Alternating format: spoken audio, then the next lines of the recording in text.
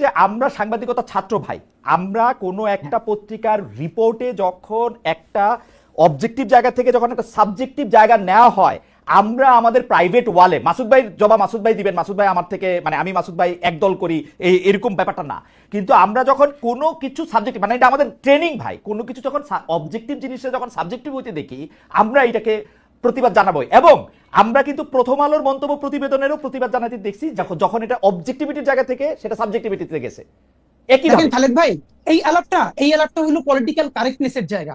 মাসুদ ভাই তো শুধু সাংবাদিক না, মাসুদ ভাই মূলত যেটা করে এটা অ্যাক্টিভিজমই করে, এটা তো সমস্যা না। পৃথিবীর বহু বড় সাংবাদিকরা প্যারালালি সাংবাদিক এবং অ্যাক্টিভিস্ট, কোনো সমস্যা নাই। কিন্তু সমস্যা হলো মাসুদ ভাই যখন এই যে শাহবাগের প্রতিধ্বনি যখন আমার দেশ বলে এইটা যদি সাংবাদিকতা হয় তাহলে মাসুদ ভাই যখন লজ্জা পায়, সেই মাসুদ ভাই এইমাত্র যেটা করলো সেই লিখকে পান্ডা কইলে পরের লাইনে বলতেছে যে আগের সরকারের চেয়ে ভালো চালাতে পারছে, এই সরকারের হাজারটা সমস্যা আছে আমরা বলবো, এই সরকারের দায়ও বাংলাদেশের সকল জনগণের, যে দাদা পারবে না।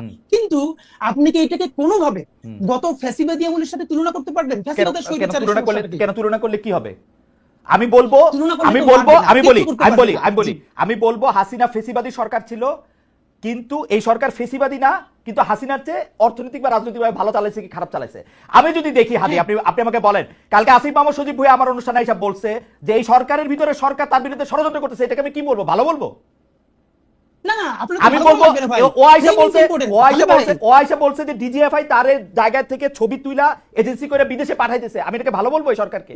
যখন আমি জানি যে ডিজিএফআই হচ্ছে ডক্টর মোহাম্মদ ইউনূসের আন্ডারে।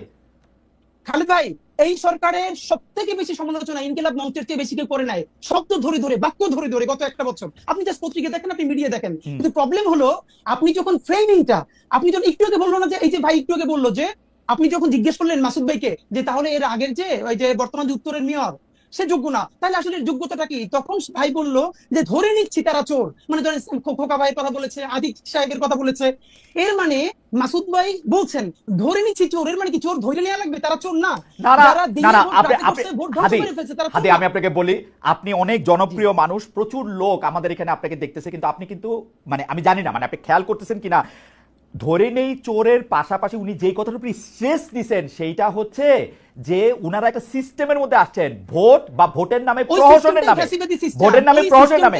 আর উনি আছেন আর এজাজ সাহেব আসছেন কালকে আসিফ মাহমুদ সজীব ভাই বলছে যেটা সরকারের উপদেষ্টা পরিষদ সিদ্ধান্ত নিয়েছে আমাকে দিয়ে, মানে আমি এটা এক্সিকিউট করছি মাত্র।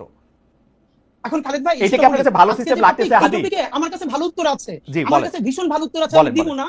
যদি আমি সরকারের স্পোক্স পারসন হইতাম আজকে, আমি যদি শফিক ভাই হইতাম অথবা আমি যদি এনসিপির মুখপাত্র হইতাম, তাইলে আমি উত্তরগুলো দিতাম। কিন্তু আমি যেহেতু ইনকিলাব মঞ্চের মুখপাত্র, এই সরকারের আমি তো হাজারটা ক্রিটিক করি, সুতরাং আমি তাকে ডিফেন্ড করব না।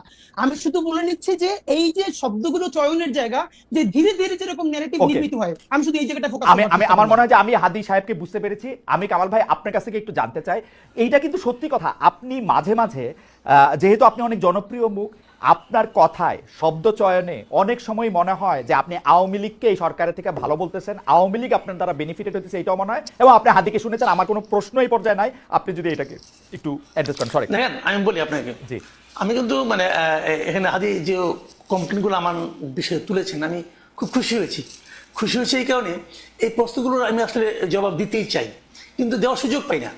মনে করুন আমি যদি হুট করে বলি, বলবো তোমার তো জিজ্ঞাসা করি না, তুমি বলো কেন, ঝামেলা।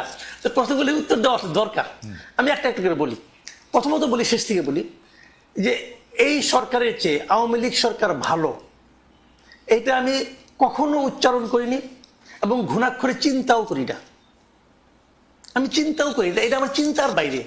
কারণ এই সরকার খারাপ কিছু করলে আমরা বলতে পারতেছি, আমি ডক্টর ইউনূসের কোনো একটা কাজ পছন্দ না হলে আমরা বলতে পারতেছি।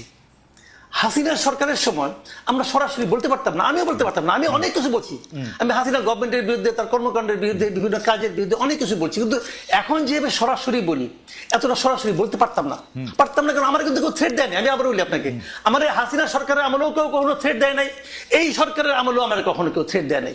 আমি বলেন যে দেয় না, আমাকে বলে হাসিনা সরকারের আমলে থ্রেট দেয় নাই, তার মানে তুমি তলে তলে আওয়ামী লীগ আসিলা, তাহলে তো এই সরকারের আমলেও তো আমার কেউ থ্রেট দেয় নাই, তাহলে আমি তলে তলে এর সঙ্গে আসি।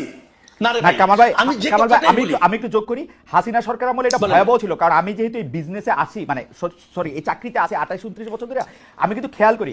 কারণ আপনি দেখেন এখন কিন্তু যে কোনো টেলিভিশন, যে কোনো আপনাকে ডাকতে দ্বিধা করে না, বরং আপনাকে চায়, আপনি সময় দিতে পারেন না, যদিও আপনি এই সরকারের প্রতি অনেক বেশি ক্রিটিক্যাল।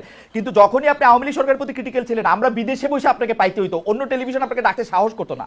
এই একটা স্পষ্ট তফাৎ কিন্তু আছে, এই স্পষ্ট তফাৎ বুঝতাম না। জি, আমি ওটা আমি বুঝতাম না, কিন্তু আমি যেটা বুঝতাম, আমি বলি আমাকে 2-1 বার ডিজিএফআই থেকে কফি খাওয়ার দাওয়াত দিছে রাইট, আগের আমলে, বাট আমি যাইনি। আমি বলছি আমার সময় নাই, তারা কিন্তু আমাকে অভদ্র আচরণ করে না, ধমকায় নাই। এবং তাই বলে ওদেরকে আমি সমর্থন করি? নো, কোনো বিবেচনাতেই করি না। এবং আমি আবারও তো বললাম যে আমি এই সরকারের চেয়ে ওটাকে ভালো, বেটার এটা মনে করার কথা আমি চিন্তাও করি না। কারণ ওই সরকারে এত এত সমস্ত লোক ছিলেন, খোদ সরকার প্রধান থেকে শুরু করে শেখ হাসিনা সম্পর্কে আমি যে সমস্ত কথাবার্তা বলেছি, হাদি হয়তো ভুলে গেছে, হয়তো অন্য কিছু নিয়ে ব্যস্ত ছিল, আমার মতো ক্ষুদ্র মানুষের কথা তার খেয়াল করার দরকার নাই। কিন্তু আমি আবারও বলি যে আমি কখনোই তাদেরকে, আমি মনে করি বাংলাদেশের সবচেয়ে বড় ক্ষতিটা শেখ হাসিনা এবং তার আশেপাশের লোকজন করে দিয়ে গেছেন ভাই। এটা রিয়েলিটি, এটা মানতে আমার কোনো দ্বিধা নাই, আগেও ছিল না এখন। আর আমি টু দ্য পয়েন্ট একটা প্রশ্নের জবাব দিই, যে প্রশ্নের জবাব আপনি কিছুটা দিয়েছেন, সেটা হলো যে শাহবাগের ওই আন্দোলন নিয়ে, ওইটা নিয়ে ওই সময়ে ইনকলাবের যে জিনিসটা হয়েছে, আমি ওইটাকে জার্নালিজম মনে করি না। না ইয়াতে আমাদের পত্রিকায় আমি মনে করি আমার দেশ, সরি ইনকলাব আমার দেশের, ওটাকে আমি জার্নালিজম এখনো মনে করি না। আমি মনে করি অ্যাক্টিভিজম এবং জার্নালিজম দুটো ডিফারেন্ট জিনিস, টোটালি পার্থক্য, আলাদা জিনিস একটা। উনি যেটা করেছেন, মাহমুদুর রহমান সাহেব উনি আসলে সাংবাদিক না তো ভাই, এটা বলে লাভ নাই।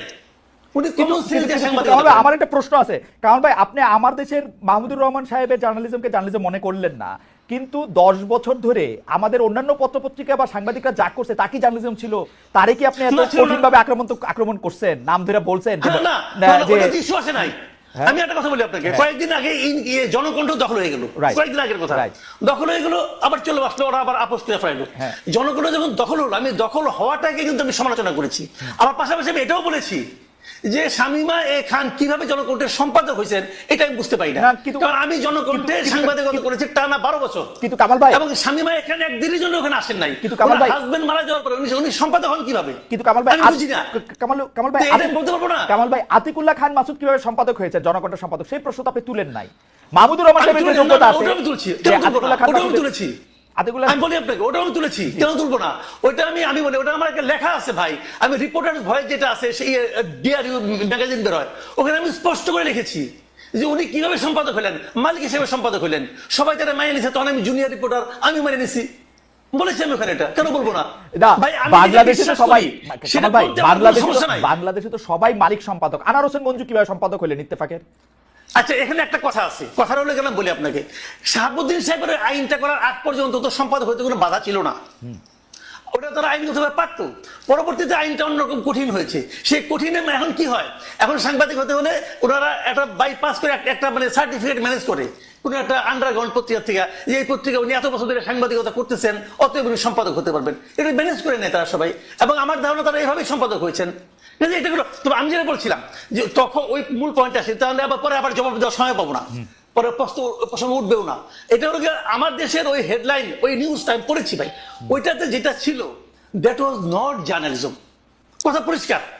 ওই উনি যে প্রেডিক্ট করেছেন, উনি যেভাবে লিখেছেন, ওইটা ছিল অ্যাক্টিভিজম, এবং ওই activism maybe right, maybe not right, সেটা অন্য হিসাব, ওই আলোচনা আমি যাচ্ছি না, কিন্তু ওটা জার্নালিজম না। আমি সেটাই বলেছি যে এটা যদি সাংবাদিকতা হয় তাহলে ভাই আমার অবজারভেশন এটা, আমি কিন্তু আমার ওখান থেকে, কামাল ভাই সাংবাদিকতা তো পৃথিবীতে বহু রকম, আপনি একরকম সাংবাদিক, আমি দুজন ক্লাসেই পড়ছি যেটা বহু রকম আছে, আপনি এটা সাংবাদিকতা না এটা কেমনে বলবেন মাসুদ ভাই? না, আমি এখনো যেটা, অনেক সাংবাদিকতার ধরন আছে, অনেক সাংবাদিকতার স্কুল আছে, এক এক স্কুলিং এক এক রকম, কোনো সমস্যা নাই। আমি তো আমার স্কুলিংটা নিয়ে বলবো, আমি যেভাবে শিখেছি, আমি যেভাবে ভেবেছি, আমার ভাবনার সঙ্গে যায় না, ওতে আমি বলছি না। কিন্তু কামাল ভাই আপনি যদি এই আপনার লিটমাস পেপারে ঘষেন, তাহলে আমেরিকার অর্ধেক টেলিভিশন বাদ করে যাবে, অর্ধেক নিউজ পেপার বাদ করে যাবে, লন্ডনের অর্ধেক নিউজ পেপার বাদ করে যাবে, ভারতে তো টিকবেই অল্প কয়টা, তাহলে